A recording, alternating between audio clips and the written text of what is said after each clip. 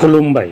दिनै बिजाबनि खौरां आयदायाव आं गांसे बिजाबनि बागै सुंदुङै फोरमायथिनो थाखाय आखायाव लानाय जाबाय।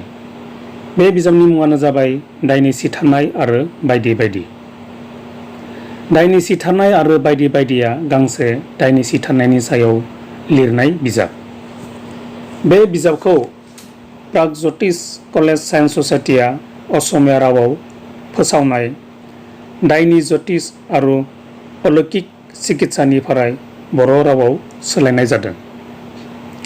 बे बिजाबखौ बर'आव राव दानस्लायदों नलबारि जिल्लानि बेन्दोङाव थानाय घग्राबार हालामनि बिथां मनिराम बर'आ।